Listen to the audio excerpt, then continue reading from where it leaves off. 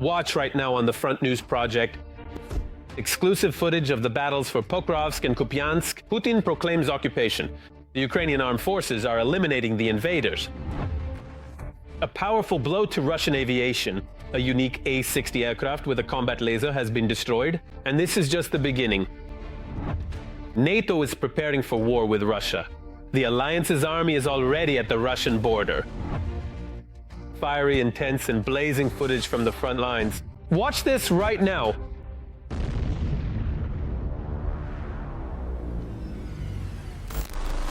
Greetings, this is Vladimir Timoshenko with you, and we're starting right away with the most important news. Putin was informed about the alleged encirclement of 15 Ukrainian armed forces battalions in Kupiansk. Our Joint Forces Group provided an explanation. First of all, the city is small, so it's physically impossible to encircle 15 battalions there. Moreover, the video that the Russians are spreading gives them away. It's obvious that the footage is from the summer. So, right now, we'll show you how Russia not only exaggerates its successes at the front, but actually creates fake victories to please its Kremlin maniac. Let's watch. Dobropilya is near Pokrovsk. The National Guard Brigade Rubezh has currently stopped the occupiers' advance toward the city. All the details of the Trump administration's peace plan are unknown. However, the media are already discussing that one part of it could be the issue of Russian control over the network in Donetsk region, which the Russian army is so ruthlessly destroying. In other words, ours would have to withdraw from Donetsk region in exchange for other occupied territories. This hasn't been officially confirmed, but apparently this is supposed to be the key point of the plan. But honestly, today it's hard for me to imagine how, from this city that our guys are fighting for so desperately, they would leave without a fight. Russian war criminals are trying to do to Dobropilya what they've already done to Toretsk or Bakhmut. They're leveling the city to the ground with bombs. Here's a fresh strike. The building is still burning. There are practically no intact high-rises left in Dobropilya. But the occupiers keep shelling the ruins to prevent Ukrainian soldiers from gaining a foothold in the buildings if the Russians manage to break through here. Some analysts, including Western ones, say that the front line in Ukraine has collapsed. No, that's not true. But that's not true, because a breakthrough or collapse of the front line is when the enemy, with raiding actions and regular formations, can advance deep into our territory. That is out of the question. Even these attempts to storm with enemy column, several dozen pieces of equipment in the direction of Dobropilya, have failed for them. The Dobropilya direction is covered by the 4th National Guard Brigade Rubezh. One of the most motivated battalions is Power of Freedom. Highly motivated. But you see, unfortunately, our battalion is now very depleted, has suffered losses because we moved from the Siversk direction to Pokrovsk. The battalion was redeployed here at the moment when the enemy managed a breakthrough spanning several kilometers. Ukraine was at risk of losing control over Dobropilya. The unit successfully completed the rescue mission. They had to advance, and the enemy's positions ended up behind the Ukrainian lines. Their clearing is coordinated from this command post, probably the closest one to the front line. Right now, the situation is more or less stabilized. There is a clear front line, and we have an understanding of where our forces are and where the enemy is located. But still, every day the enemy tries to somehow slip through our positions. They are looking for the spot where our defenses are the thinnest. They try to advance by sending in so-called meat groups. If they spot our movement somewhere along the route, they easily use 2 or 3 firing assets at the same time. They don't hesitate to send 10 to 15 fiber optic drones there. These 2 mortar guys captured entire enemy assault groups. These were 4 deep reconnaissance servicemen. They got confused, went the wrong way, and as they say, we happened to be nearby at the right moment and captured them together. Captured them. We all took them prisoner together. Here, one of the Russian prisoners surrendered voluntarily. We fed and re-educated him. We fed and gave him something to drink. Putin, who truly re-educated him in person, yes, he doesn't say, the esteemed president. These incredibly young guys, these very young guys my exact age, they are truly and deeply motivated. Their task was to come right into the settlement. We captured the first group. A few others, as I understand it, hid somewhere when they realized the group wasn't making contact. The Pokrovsko-Dobropolsk direction is the most difficult. The enemy has a numerical advantage of 5, sometimes even 10 times.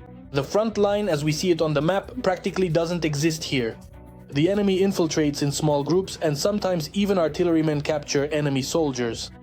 Strangely enough, in such a situation, classic artillery does not lose its relevance, especially these modern Dita artillery systems.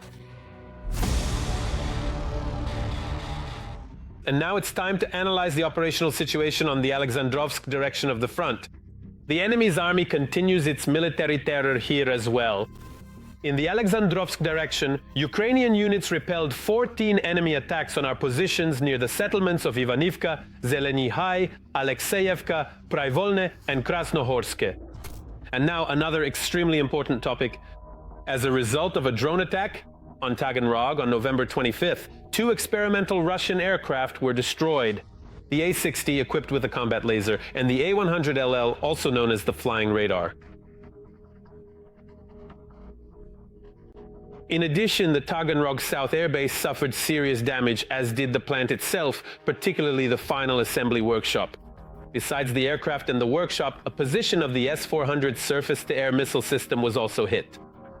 All the details are known. Our journalists have them. Key military and energy facilities in Russia have come under attack. In just one strike, the Russians lost an aircraft repair plant, a drone manufacturing facility, an oil terminal, a refinery, an S-400 air defense system installation, and the cherry on top, the experimental A-60 laser aircraft, which Russia will no longer be able to recreate.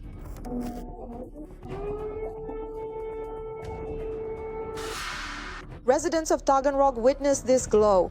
It was a very hot night there on Monday into Tuesday, especially in the area of the Beriev aircraft repair plant. The facility specializes in the development, serial production, modernization, and repair of amphibious aircraft and special-purpose aviation complexes, in particular the A-50 long-range airborne early warning and control aircraft. The aircraft plant also carries out major overhauls of Russian aviation aircraft and upgrades the Tu-95 MSM strategic missile-carrying bombers. Next to the facility is the plant's main testing base, the Taganrog Yuzhny military airfield. Rare units of Russian aviation equipment are stored at this location.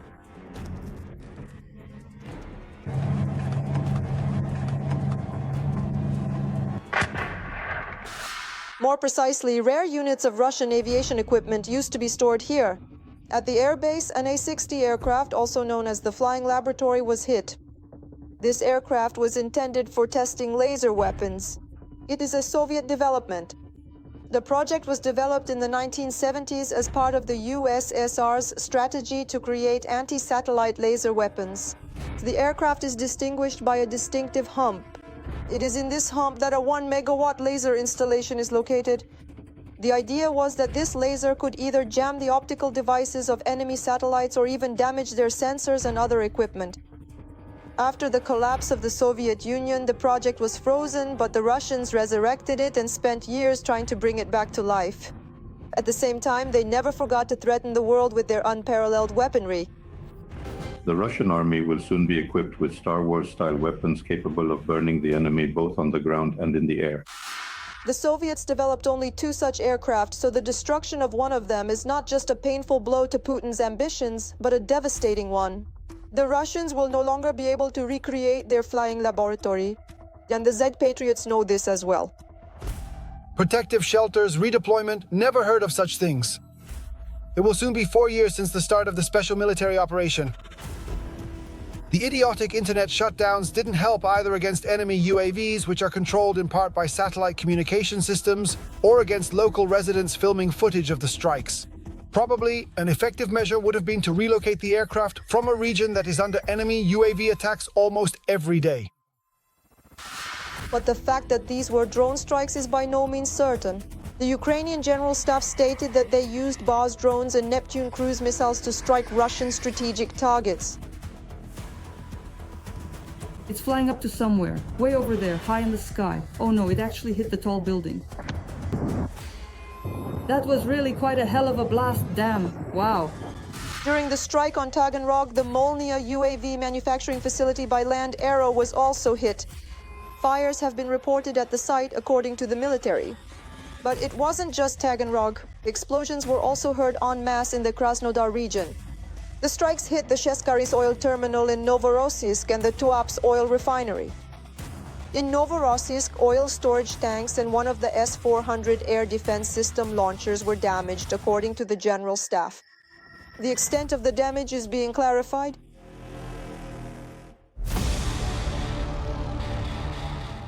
And now about something truly terrifying. On the night of November 25th, Kyiv was subjected to a massive attack using cruise and ballistic missiles as well as kamikaze drones. The enemy deliberately targeted ordinary apartment buildings with missiles and drones. According to the final data released after the completion of emergency rescue operations, 7 people were killed as a result of the attack. TSN journalist Alina Lisova visited the scene of the bloody events. A hole in the wall of one of the apartments and walls blackened by flames. These are the consequences of the Russian night attack in the Dnipro district of the capital. An enemy drone flew into this 9-story residential building at around 2:30 in the morning. The drone was buzzing. The drone was buzzing, that is the UAV. Then there was an explosion. The explosion was very loud. The strike hit one of the apartments on the 7th floor, which caused a fire to break out there, and the flames spread to neighboring apartments. My neighbor's apartment burned out. That's exactly the spot it hit her apartment. And my apartment is next door, but my windows face the front of the building. My neighbor, she lived in the village. She just arrived. Everything is fine there now. The only thing is maybe her dog died. Due to the intense fire, people on the upper floors were trapped and shouted loudly for help. And some even desperately tried to get out on their own accord. We lived on the 8th floor. At the moment of the strike, we were at home. Just a hit, fire. We soaked a towel, covered the cat carrier, grabbed a towel ourselves, and managed to run out quickly. There was fire on the 6th floor. Well, I don't even know how we made it through. It was just a nightmare. People, a woman was walking covered in blood. People, everyone was in whatever they had on. We think we were born under a lucky star because if it had been a little more to the right, it would have hit us. Firefighters arrived at the scene of the attack immediately. They put out the fire by morning. Rescuers also got to work right away. They've been clearing the rubble and building structures since last night. The fire broke out from the 5th to the 8th floors. Partial destruction of the building's facade, as well as partial destruction of one of the inter-floor slabs in one of the rooms of the building. Unfortunately, during the firefighting operation, rescuers discovered the bodies of 2 deceased individuals. 17 people were rescued here, including 3 children. The blast wave shattered many windows and balcony frames in neighboring apartment buildings. It's horrible. We didn't go to the shelter with the child, we just sat in the hallway. It's just a nightmare. Only our windows were blown out. Now we're going to cover them up. All the services are working. I'm honestly surprised. Everyone is polite. We filled out everything quickly. Now we'll cover the windows, but that's just how it is now. An emergency response center was set up in the courtyard to help those affected. In particular, anyone in need can receive psychological counseling, restore lost documents, apply for financial assistance, and warm up with hot drinks and food. And now we move to the Lyman direction of the front. The Russian world continues to destroy, kill, and maim here as well. In the Lyman direction, since the beginning of the day, Russian invaders have attacked Ukrainian positions 43 times near the settlements of Rekivka, Novovodyan, Novoyehorivka, Novoselivka, Kopanki, Kolodiazi, Sredne, Redkodab, Karpivka, Zarechne, and towards the settlements of Lyman and Drobyshev. Right now, Ukrainian defenders are repelling enemy attacks in 14 locations. But here's something else that's important. Muscovites and other residents of the Russian Federation should get ready. A new year without electricity is entirely possible. The Ukrainian armed forces are disabling the enemy's energy infrastructure in response to the barbaric attacks by the occupier's army. The likelihood of prolonged blackouts in Russia is increasing every day at a geometric rate. Our next segment is about the outlook for the coming months for the Russian capital in particular, and for the entire Russian Federation as a whole. The Ukrainian armed forces are significantly increasing both the number and effectiveness of strikes on Russian heating and power generation facilities.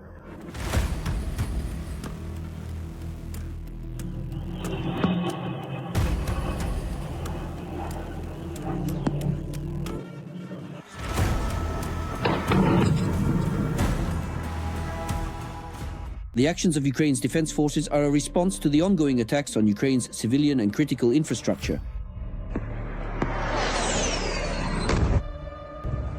In order to somehow bring this war to a stalemate, to shift it, we need to learn not only to repel enemy attacks on the front line, but also to suppress their logistics and their air force. That's why it became necessary, and I'm not even mentioning the need to strike at enterprises of Russia's military-industrial complex and its energy system. By trying to leave Ukrainians without electricity, the Russian dictator is condemning millions of Russians to a dark and cold winter. If, for example, a blackout is threatened in the capital of Ukraine, the Kremlin must realize that a blackout will also come to the Russian capital.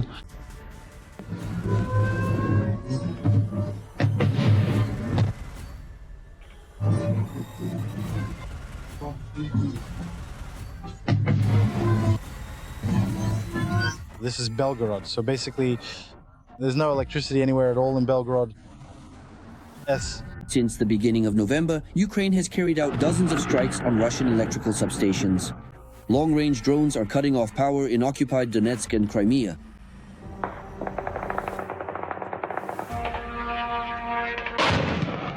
Basically, charger phones, looks like they've decided to cut our power everywhere. I've already lost count after more than 30. What? Kolossal 32, it's dark. And then it just kept going, darkness, darkness, darkness. Cruise missiles and jet-powered drones are introducing millions of residents in the European part of Russia, including Moscow and the Moscow region, to the delights of blackouts.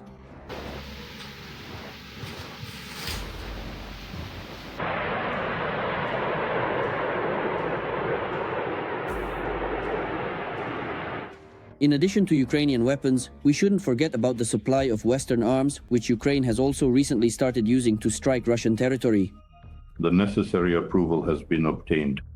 So we can say that the territories of the Rostov, Kursk, Belgorod, and Bryansk regions are now within the strike zone. Of Western strike systems, I want to emphasize again attacks with Scalp Storm Shadow. Only accordingly the modernized version of the S-200 surface-to-air missile system. Before the onset of winter, Ukraine possesses a wide range of powerful long-range weaponry. Bark, Peklo, Polyanitsia, and FP-1 jet drones, as well as Flamingo and Long Neptune cruise missiles, can reach the largest Russian cities, including heating and power supply facilities in Moscow and St. Petersburg. Taking into account the climatic features of the Russian Federation and considering the tactical and technical characteristics of the Ukrainian side's strike capabilities, the Russian Federation is facing a harsh winter, both literally and figuratively. First and foremost, this concerns thermal power plants and other production facilities that sustain the life of major Russian cities.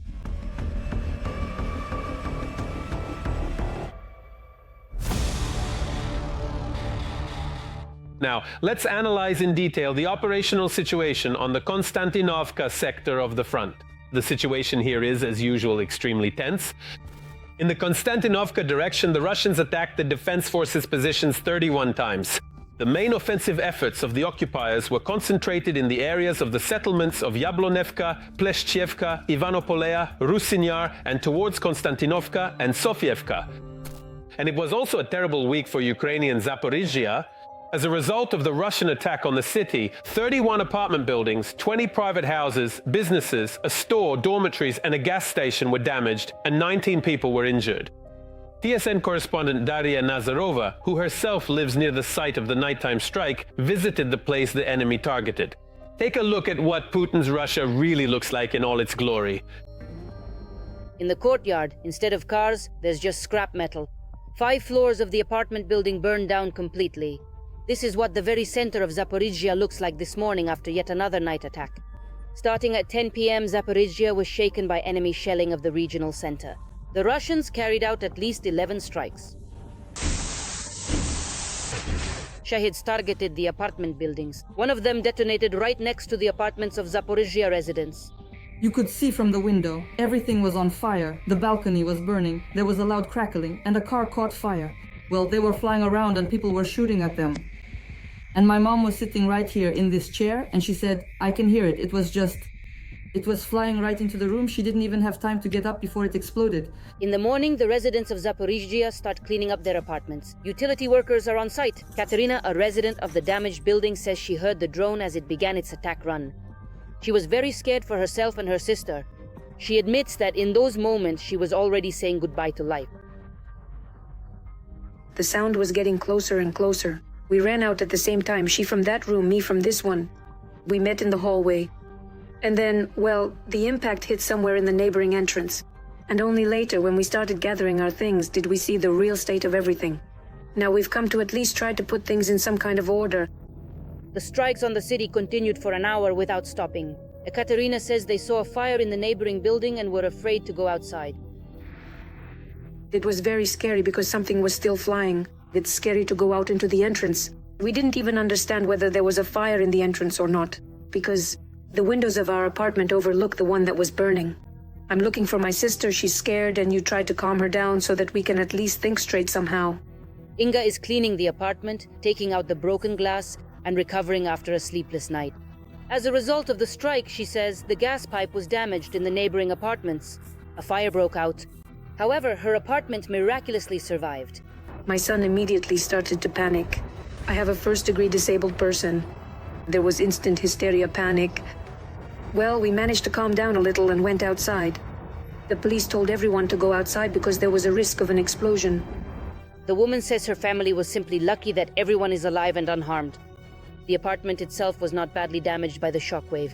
And here, of course, there's nothing. We've already cleaned up a bit. What's so scary? Out on the balcony, it was knee-deep. Well, mostly it's this side. 6 people who were injured are still in the hospital. 1 woman is in serious condition. After the attack, there have been power outages in the city. However, specialists promise to restore electricity by the end of the day.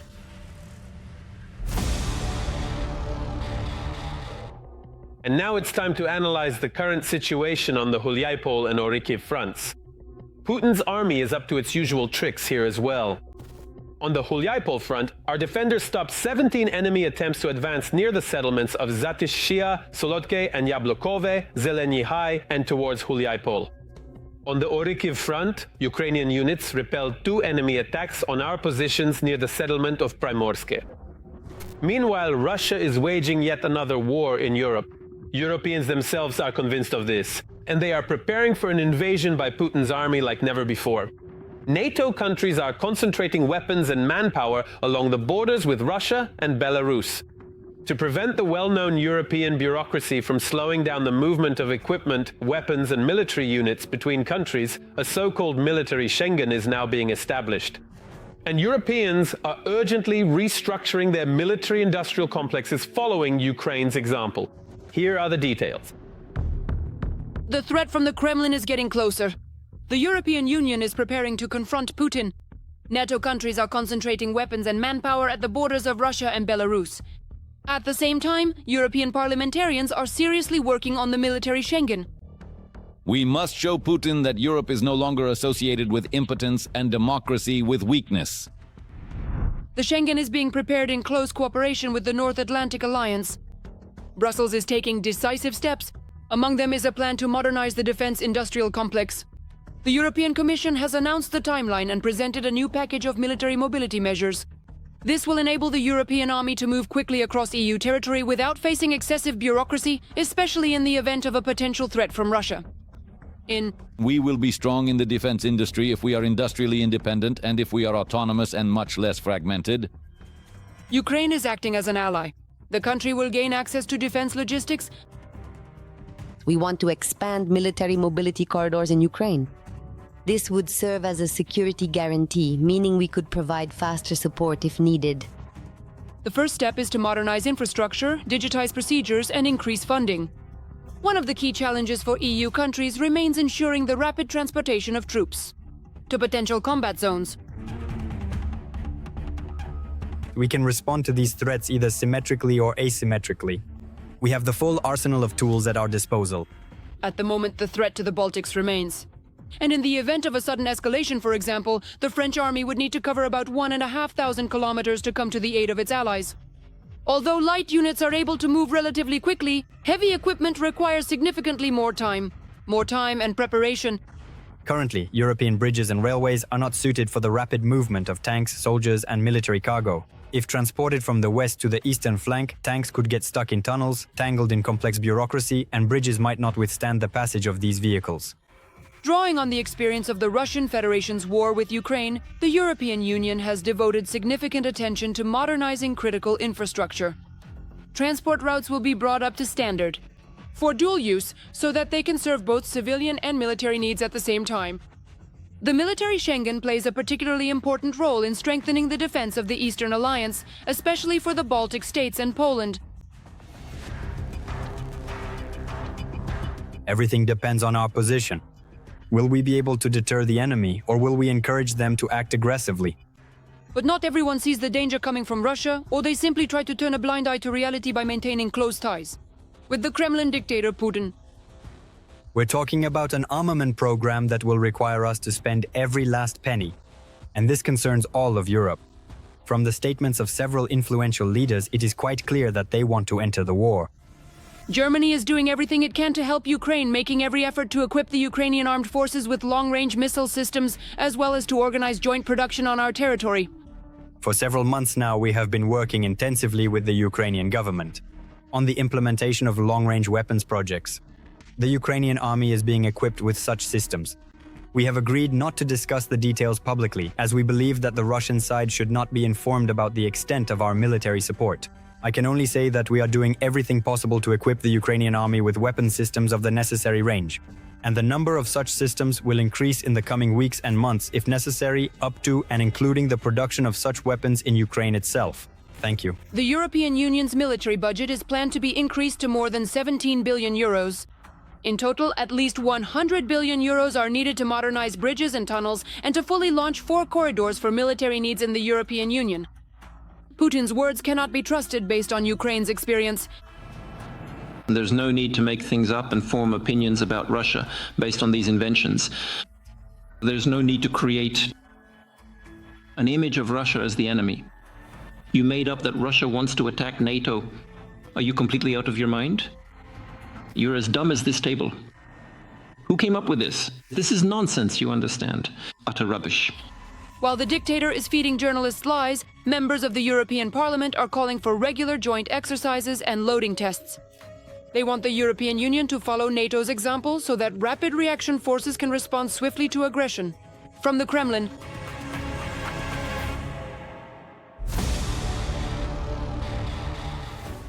That's all for today, but very soon there will be something new on the Front News program. Exclusive reports from our journalists in the hottest war zones, obtained so that you know the truth. This was Vladimir Timoshenko with you. Take care of yourselves and your loved ones.